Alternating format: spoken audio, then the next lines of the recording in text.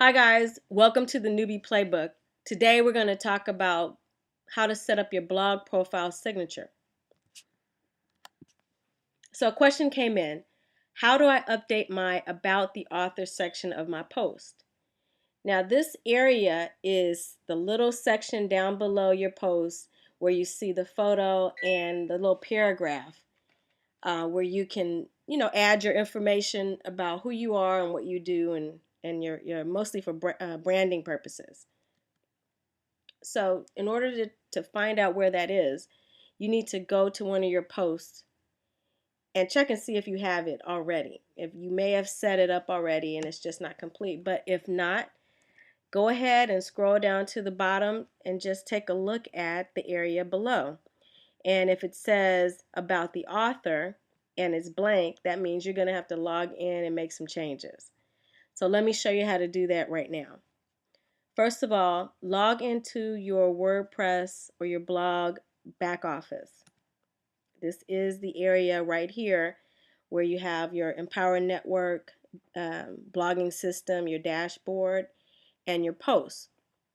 So as you can see, mine is pretty much filled in. But just for demonstration purposes, I'd like you to log in and then click on Profile. And as you can see, when you click on Profile, you have access to update this information. Now, I've updated my information here where I've added in online marketing coach, mentor, product developer, offline mom, wife, and newbie author. I'm here to help you get the results you desire from your online marketing efforts. So you can type in anything you like there. Try to be, as friendly and approachable as possible because every time someone reads your post, they're going to read that little section. And of course, you can update it if you like as often as possible. Once you've updated it, click Update Profile to save it. Next, go back and take a look at it. Now mine still has the photo in it, but if you haven't gone ahead and set up what's called a Gravatar account, your image may not be there. So what I'm going to do now is show you how to set up your Gravatar account. The Gravatar it's a way that the internet is kind of connected to our images and our signatures. It goes across the internet, so when you go onto someone's blog, you can type in your email address and your image will show up as a part of your comments. If you're using the same email address that you're using with the Gravatar account, the image will show up. But if for some reason you're not using that same that same email address, then you have to use a different one, the one that you set up on your Gravatar account. So let's get started setting up the account. First of all, you need to type in en.gravatar.com. That is the address to get to the Gravatar setup. Once you do that, you'll see this screen here, and you can click on Sign Up. To get your account set up, submit your email address by typing it in and then clicking on the Sign Up button. You're going to get a confirmation email in order for you to get started, and then once you do that, you can log in and enter your email address and the password to log in. Once you log in, the screen looks basically the same, except now you have access to your My Account menu. As you can see, the guys over at Gravatar have greeted me, and at the top it says Shalom, TeresaKey.net. So what you can do now is go over to My Account and click on Manage My Gravatars.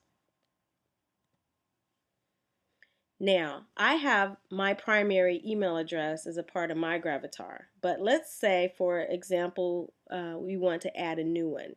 And this can be for first-time users, or if you just have two accounts and you want to, be able to do either or. You want to have two email addresses or however many that you like. So go ahead and click on the Add New Email. That's going to take you to the screen where you can add an email to this account. Type in the email address that you'd like to add and then click the add button. Once you do that, a confirmation email will be sent to that brand new email address that you typed in. So you go on over, check your email account, and click on the link that they send you just to verify, and then come back to this screen. Once you've done that, you'll see that this brand new email account has been added to the system. But it'll be added with this icon and not your photo. And that's one of the main things that we want to do. We want to make sure that the photo is there when we use our email address on our blog posts. And so one way to do that is to add an image, add a brand new image to the Gravatar account. I have 4 of them here, but for demonstration purposes, let's add another one. So click on Add a New Image. And you have a choice. You can add an image from the internet, which is kind of cool. You can add a webcam image or some other image that you've already uploaded, or you can search your hard drive. And right now I'm going to click on my computer hard drive.